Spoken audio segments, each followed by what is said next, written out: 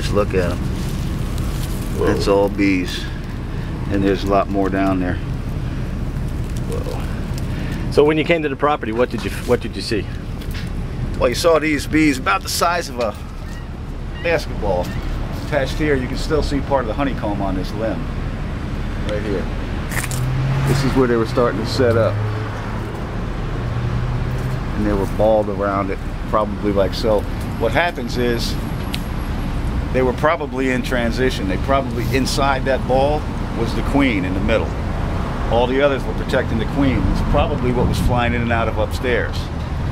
Once this was eliminated and they dropped and the queen was gone, then that's it, they're done. They have no place else to go. They're not going to try and relocate. They don't have a queen to sustain the colony, so pretty much they're finished.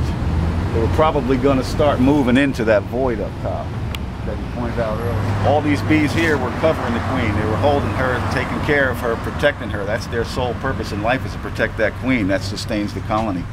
Once this was eliminated and they all dropped, the queen was gone, that prevented them from trying to find another site, moving up into the eaves.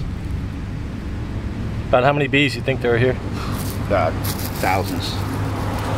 I mean, this is several inches deep. That's nothing but solid bees. So we're gonna get them again? It's hard to say. So what brings them here?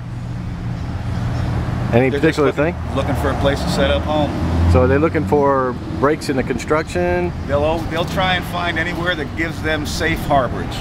Wherever they can. Out here, bad place for them to end up.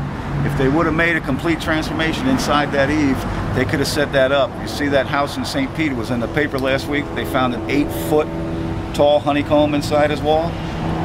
Eventually, once they get inside, they're undisturbed. They can be there for years as long as they don't bother anybody. And that's what they would have done. But I don't think that's an issue anymore, because this is where they were going from, back and forth. So they're gonna go to another location, whatever's left of the colony?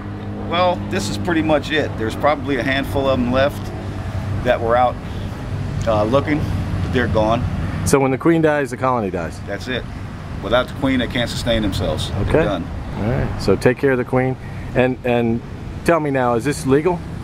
Can anybody call a pest control company and just have a beehive removed? Yeah, it's legal. A lot of times we don't like to do it because we've had in the past couple of years what they call colony collapse disorder. We're losing bees, and that, you know, it's detrimental for a lot of reasons. We need them to pollinate plants, we need them to pollinate fruit, especially here in Florida and things like that.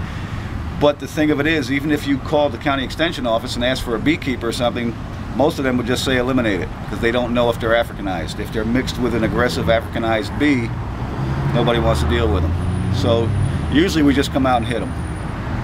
And what do you hit them with? Can you tell me, or is it? Any kind, any pesticide that's labeled.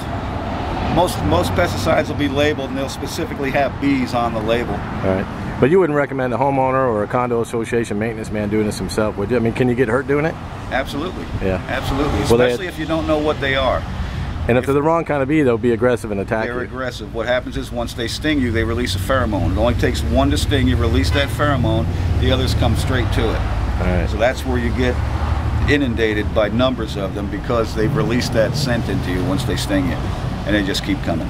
Oh. They'll keep coming. So it's better to call a professional, have them identify the colony. Well, yeah, you probably want to be careful with it.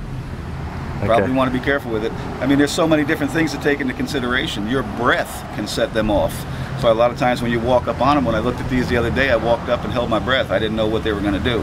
If you walk up to them and breathe on them, they could come at you. So there's a lot of things that come into consideration. All right. You got to be careful. All right, thanks very much.